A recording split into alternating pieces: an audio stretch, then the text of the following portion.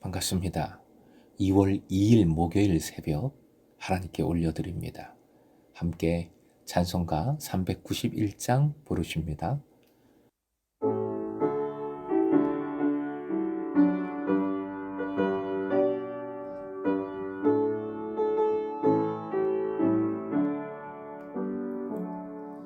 오 놀라운 그새 주 예수 내 주 참 능력의 주시로다.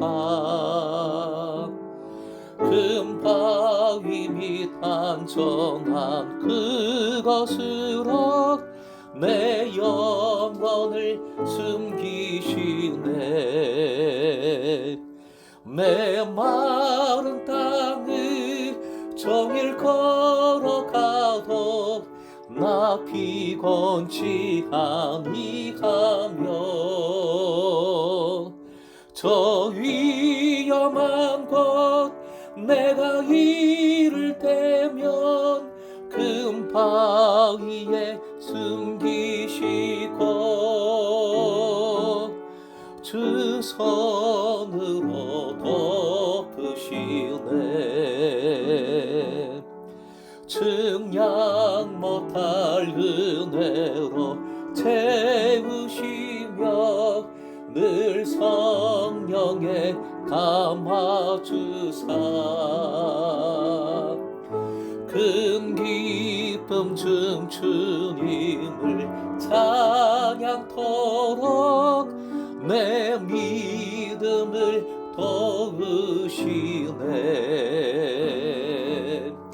메마른 땅을 종일 걸어가도 나 피곤치 아니하며 저 위험한 곳 내가 이를 대면 금바위에 숨기시고 주 손으로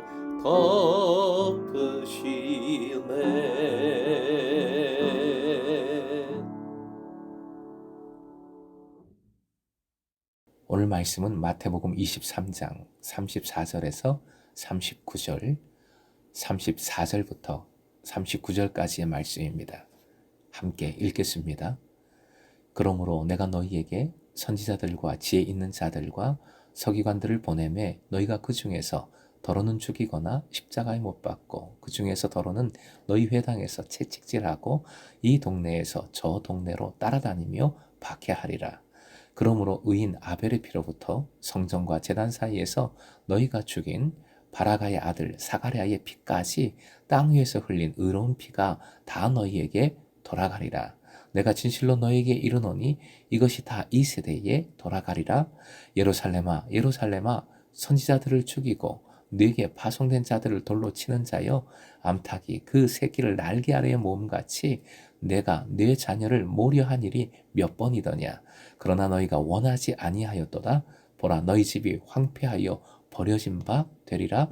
내가 너희에게 이르노니 이제부터 너희는 찬송하리로다. 주의 이름으로 오시는 이여 할 때까지 나를 보지 못하리라 하시니라. 오늘의 기도 제목, 모으고 다시 일으키시는 주님의 사랑과 능력을 바라보게 하소서. 모으고 다시 일으키시는 주님의 사랑과 능력을 바라보게 하소서. 7개의 화선언 이후 예수께서는 제자들에 대한 박해를 예고하고 예루살렘에 대한 심판을 예언하십니다. 34절 예수께서 보내신 이들은 특히 유대인들을 설득하는 사명을 가지고 있던 사람들로 보여집니다. 그러한 가운데 집요한 박해와 고난을 당했습니다. 마태복음은 당시의 상황을 반영하고 있습니다. 박해의 상황이 잘 나타납니다. 그리고 말씀하신 모든 고난은 사실 예수께서 먼저 당하신 고난들입니다. 35절, 여기에서 피는 의로운 희생을 의미합니다. 후에 빌라도는 예수의 피에 대하여 책임을 지지 않겠다고 하자 백성들은 그 피를 우리와 우리의 자손들에게 돌릴지어다 라고 말하지요. 따라서 이 말씀은 그 모든 의로운 죽음에 대한 책임을 이 세대에게 묻겠다는 말씀이십니다. 곧 이 말씀은 심판을 뜻하는 것이지요.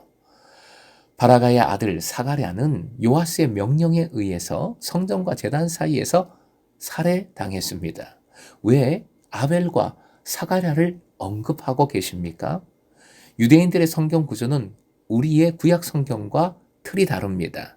유대인들의 성경 구조에 의하면 아벨은 첫 번째 순교자요, 사가랴는 마지막에 순교자였습니다. 따라서 여기에서 말씀하시는 것은 성경에 나오는 첫 번째와 마지막 순교자를 언급하면서 모든 의로운 죽음에 대하여 결국 말씀하고 계시고 그 모든 죽음에 대하여 반드시 책임을 묻겠다, 심판하시겠다 선포하신 말씀인 겁니다. 36절의 예언은 이 기원 후 70년에 예루살렘 성전이 멸망하면서 결국 이루어집니다. 37절, 예루살렘아 예루살렘아 라고 두 번 부르신 것은 예루살렘에 대한 예수님의 애정을 보여줍니다. 파송된 형태는 신적 수동태라고 하죠. 수동태입니다. 즉 파송하신 분이 하나님이시라는 것을 강조하고 있는 말씀입니다. 예수님 사역의 목적은 분명합니다. 이스라엘을 다시 일으키시는 데 있습니다. 이것은 정치적인 혁명을 뜻하는 것이 아니라 흩어진 이스라엘을 하나님의 백성으로서 다시 모으시고 하나님의 백성으로서 신앙 공동체로서 온전히 세우시겠다는 뜻입니다. 하지만 이들은 예수님을 거부했습니다. 따르지 않습니다. 그래서 예수께서는 새로운 백성을 일으키십니다. 새로운 백성이 새로운 신앙 공동체 교회가 일어났으니 옛 백성은 그 자격을 상실할 수밖에 없습니다. 38절이 바로 그 말씀이지요. 특히 너희 집이라고 하십니다. 너희의 성전이라는 뜻인데 원래 성전은 내 집, 하나님의 집이지요. 이 표현은 이스라엘 백성들이 하나님으로부터 성전을 빼앗아 강도의 굴열로 만들었고 따라서 성전은 더 이상 하나님의 집이 아니라 그들의 집이 되어버린 것입니다. 이 예언은 다시 말씀드리지만 기원 후 70년에 실제로 이루어집니다. 39절, 이 말씀은 예수님의 순환과 재림에 관한 말씀입니다. 찬송하리로다 주의 이름으로 오시는 이여 할 때까지 라는 말씀은 예수님의 재림을 가리킵니다. 예수께서 예루살렘 성에 입성할 때 무리들이 이런 환호성을 질렀지요. 예수께서는 똑같은 환호성을 재림 때에 기대를 하고 계십니다. 똑같은 환호성이 재림 때에 외쳐질 것이라 말씀하고 계시는 것입니다. 하지만 그때까지 사람들은 예수님을 다시는 보지 못할 것입니다. 사랑하는 금성의 제자 여러분, 예수님은 유대인들의 배척에 의해서 고난을 당하고 죽임을 당하시지만 그것이 마지막이 결코 아니었습니다. 오히려 유대인들은 하나님의 징벌을 받아 마지막을 맞이하게 될 것이지만 예수께서는 그렇지 않으시지요. 순환과 죽음을 당하신 후에 주님은 부활 승천하시고 영원한 나라의 왕으로서 재림하게 되실 겁니다. 즉 예수님을 죽임으로써 승리했다고 좋아했던 사람들은 황폐하게 될 것이고 실패한 것 같았던 그 예수께서 진정한 승리의 주님으로 재림하시게 될 것이라는 말씀이지요. 이것이 예수 그리스도의 역설적 승리입니다. 기독교 믿음의 역설적 승리를 보여주는 말씀입니다. 하나님께서는 보내십니다. 하나님께서는 지금도 보내십니다. 예수님이 바로 첫 번째 보내심을 받은 첫 번째 선교사이시지요.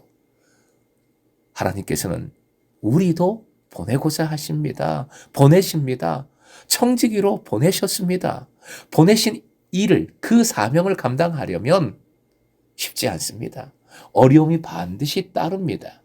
그러니 어렵지 않으면 사실 보냄받은 사람이 아닌 겁니다.